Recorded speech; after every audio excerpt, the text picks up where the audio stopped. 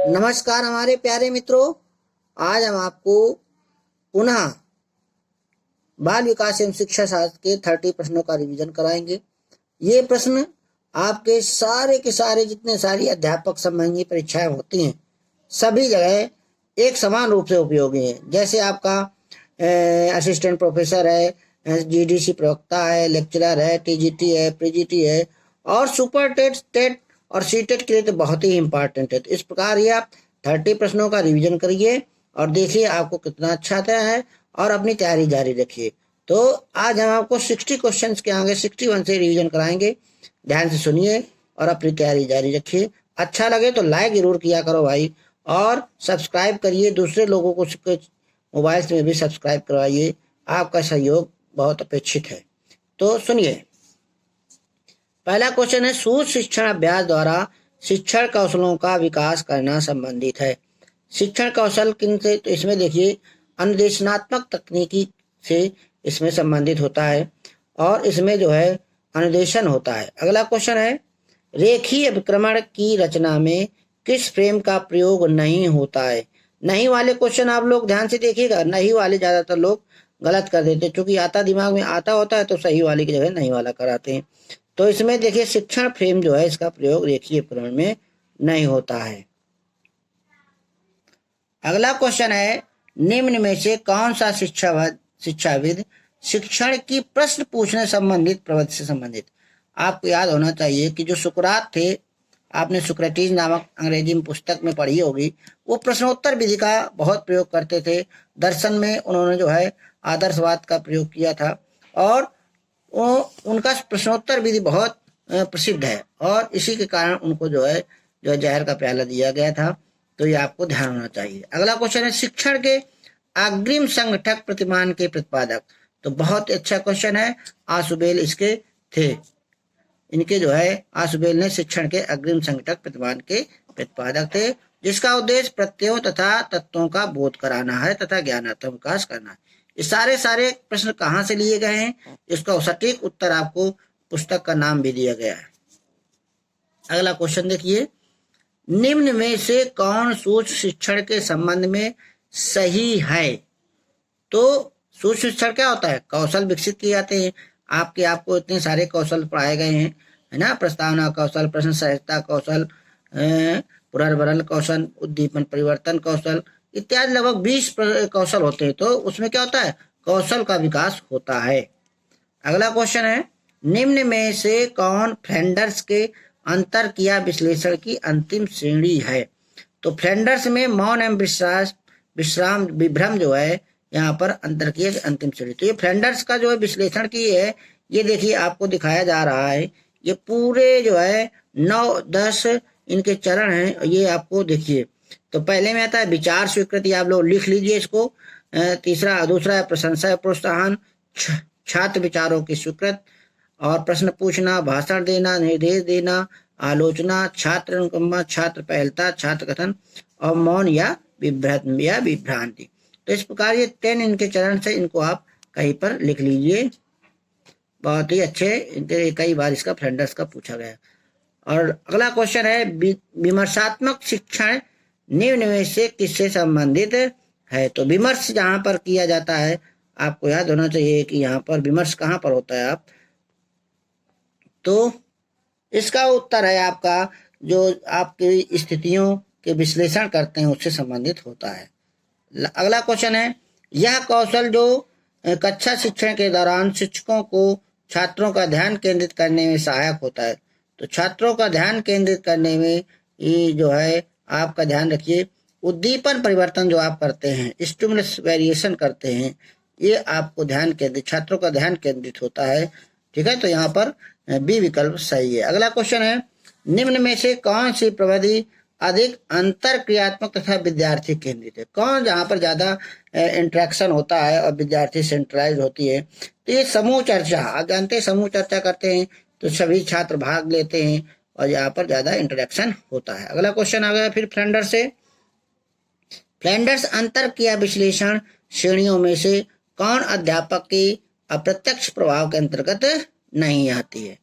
तो यहाँ पर डी है निर्देश देना, ये आपका अप्रत्यक्ष रूप से नहीं आती, प्रत्यक्ष रूप से आता है। प्रत्यक्ष रूप से इसमें जो है देखिए, ये जो है आपका सतत निर्देश देना में प्रत्यक्ष प्रभाव, यहाँ पर अप्रत्यक्ष का पूछा गया है। अगला क्वेश्चन है, निम्न में से कौन परामर्श का एक तत्व नहीं है? तो आपने निर्देशन एवं परामर्श के तहत आपको वृत्तिक विवृद्धि बताई गई है, साक्षात्कार भी बताया गया है, संप्रेषण भी बताया गया है, लेकिन परामर्श विश्वास जो है इसका नहीं है। अगला क्वेश्चन है, निम्न में से कौन सी निर्देशन की एक सेवा है? तो निर्देशन की एक सेवा के अंतर्गत आप यहाँ देखिए, उपचार, डायग्नोस आप लोग करते हैं, डायग्नोस की रेमेडियल टीचिंग भी करते हैं, तो ये आपका निर्देशन की एक सेवा है। अगला क्वेश्चन है, इनमें से कौन निर्देशन कार्यक्रम की प्रभाविता के आकलन का मापदंड नहीं हो सकता है? नहीं वाले पर आप गौर करिए हमेशा। तो यहाँ पर डी विकल्प देखिए, अनुशासन व विषय अध्ययन आदत संबंधी कम समस्याएं, ये इसकी मानदंड नहीं है। निर्देशन कार्यक्रम की प्रभाविता के आकलन का मानदंड अनुशासन एवं विषय अध्ययन आदत संबंधी कम समस्याएं नहीं हो सकती हैं। अगला क्वेश्चन, एक परामर्श संबंध में विकासात्मक और शैक्षिक परिस्थिति का सामना करने हेतु समर्थ बनने के लिए अपनी आवृत्तियों व मूल्यों को रूपांतरित करने के लिए प्रयासार्थ एक समूह के सदस्य परामर्शक की उपस्थिति में परस्पर उनकी समस्याओं व भावनाओं का पता लगाते हैं, तो इसे क्या कहा जाता है? तो यहाँ पर निर्देशात्मक परामर्श कहा जाता है। यहाँ पर डी विकल्प सही है। इसका आप पूरा ध्यान से पढ़िए और समझिए इसको कैसे क्या कहा जाता है। अगला क्वेश्चन है, आप स्क्रीनशॉट भी खींचकर बाद में पढ़ सकते हैं। अगला क्वेश्चन है, निम्नलिखित में से कौन सा विशिष्ट अभिक्षमताओं से अत्यधिक प्रभावित होता है? तो यहाँ पर सी, प्रशिक्षण के बिना किसी कार्य में सफल निष्पादन। अर्थात यहाँ कहने का तात्पर्य है कि कोई बगैर किसी ट्रेनिंग से कहीं से भी कोई अच्छा कार्य कर देता है तो उसे विशिष्ट कहते हैं, इसे विशिष्ट कैटेगरी का बालक है, बहुत इसमें बुद्धि है। अगला क्वेश्चन है, इनमें से कौन सृजनात्मक परीक्षण पर प्राप्तांकों के निर्वाचन में सहायता नहीं करता है? तो यहाँ पर स्टे 9 प्राप्तांक है, ये जो है आपके प्राप्तांक निर्वाचन में सहायक नहीं करता है। तो ये आपका असिस्टेंट प्रोफेसर और राजकीय डिग्री कॉलेज के प्रवक्ताओं के लिए है, ये सुपर टेट में नहीं आता है। अगला क्वेश्चन है, व्यक्तित्व संबंधित किसके विचार पर परामर्श प्रार्थी केंद्रित परामर्श आधारित है? तो यहाँ पर व्यक्तित्व संबंधी विलियम्स के विचार पर परामर्श प्रार्थी केंद्रित परामर्श आधारित है। याद रखिए, विलियम्स वाला है उत्तर, याद इसको बिल्कुल याद कर लीजिए। अगला क्वेश्चन है, कौन परामर्श को मनोचिकित्सक से विभेदित करता है? तो यहाँ पर ए, परामर्श प्रार्थी में स्नायु दर्द दुश्चिंता की मौजूदगी। तो जो आप परामर्श करते हैं तो आपके जो है जो मानसिक विकार होते हैं उसको देखते हैं, मनोचिकित्सक विभेदित करता है, अलग करता है। अगला है क्वेश्चन, इनमें से कौन भारत निर्देशन आंदोलन की धीमी प्रगति के लिए उत्तरदायी है? तो इसमें कम योग्य स्टाफ की उपलब्धता भारत में निर्देशन आंदोलन की धीमी प्रगति के लिए उत्तरदायी है। अगला क्वेश्चन है, संचयी अभिलेख पत्रों का निर्माण क्यों करना चाहिए? क्यों ये जो आपके रजिस्टर बनाए जाते हैं क्यों किया जाना चाहिए? तो इसका सी विकल्प देखिए, संचयी अभिलेख पत्रों का निर्माण बच्चों के बारे में वस्तुनिष्ठ सूचनाएं परामर्शक को देने हेतु करना चाहिए, जिससे बालक के बारे में परामर्शक को जानकारी मिल सके। नेक्स्ट क्वेश्चन, भारत में मुक्त एवं अनिवार्य शिक्षा कानून की मांग सबसे पहले किसने की थी? तो आपको ध्यान रखना चाहिए, भारत में मुक्त अनिवार्य शिक्षा की मांग सबसे पहले गोपाल कृष्ण गोखले ने किया था। और ये गोपाल कृष्ण गोखले ने कब किया था, ये सन हमारे कमेंट्स बॉक्स पर दीजिए। अगला क्वेश्चन है, पढ़े चलो बढ़े चलो, ये नारा किसने दिया था? बहुत इंपॉर्टेंट क्वेश्चन है। तो ये आशीष धर द्विवेदी, एडी द्विवेदी, यहाँ पर भी विकल्प सही है, आशीष धर द्विवेदी ने इसका नारा दिया था। नोट कर लीजिए, इंपॉर्टेंट क्वेश्चन है। अगला क्वेश्चन है, 2011 की जनगणना के अनुसार महिला साक्षरता दर कितना है? तो 2011 के अनुसार महिला साक्षरता दर 65.46 अथवा सी विकल्प सही है। तो आप हमें एक और विकल्प बताइए कि इस समय भारत की साक्षरता दर कितनी है और उसमें पुरुषों की और महिलाओं के बीच की साक्षरता दर कितनी? ये क्वेश्चन दोनों आपके टीटी में, सुपर टीटी में आ चुके हैं। अगला क्वेश्चन है, बहुउद्देशीय बहुउद्देशीय विद्यालय व्यवस्था का संप्रत्यय किस आयोग ने दिया था? तो यहाँ पर जो मुदालियर कमीशन है, जिसके कोठारी मुदालियर कमीशन है, लक्ष्मण स्वामी जिसके मुदालियर शिक्षा आयोग थे, उन्होंने जो है दिया था। अगला क्वेश्चन है आरटीई राइट टू एजुकेशन अधिनियम 2009 को लागू करने में मुख्य कठिनाई क्या रही? तो यहाँ पर डी, अध्यापक जो है बहुत कम थे, अध्यापकों की कमी थी। अगला क्वेश्चन E19 कदम किस क्षेत्र से संबंधित है? ये भी क्वेश्चन बहुत इंपॉर्टेंट है, नोट कर लीजिए। तो E19 जो है शिक्षा के क्षेत्र में संबंधित है, जिसमें यूनेस्को द्वारा शिक्षा के लक्ष्यों को प्राप्त करने के लिए 9 देशों बांग्लादेश, ब्राजील, चीन, Bharat, Egypt, Indonesia, Mexico, Nigeria, Pakistan में 1993 में उसका गठन किया था। तो ये E19 नया क्वेश्चन है, बिल्कुल याद कर लीजिए। ये आपका क्वेश्चन असिस्टेंट प्रोफेसर और प्रवक्ता में आ चुका है। अगला क्वेश्चन है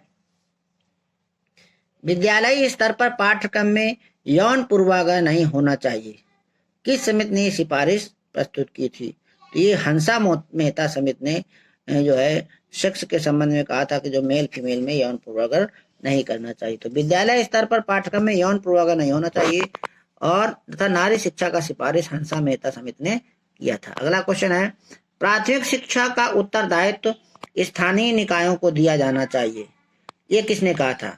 तो आपको ध्यान रखना चाहिए, ये जो है आपके वर्धा शिक्षा योजना में इसका कहा गया था। और एक जगह और ये कहा गया था, ये आपको हमें कमेंट्स बॉक्स में बताना है। अगला क्वेश्चन है भारत में शिक्षा को सरकार द्वारा प्रथम बार सहायता किस काल में दी गई थी? तो आपको याद होना चाहिए कि प्रथम बार सहायता भारत को ब्रिटिश काल में दी गई थी। और आपको याद होना चाहिए कि लॉर्ड मैकाले ने जो है 1 लाख रुपए देने की बात कही थी और उसमें 1 लाख रुपए में एक वाद छिड़ गया था। उस वाद का नाम आप हमारे कमेंट बॉक्स में लिखिएगा।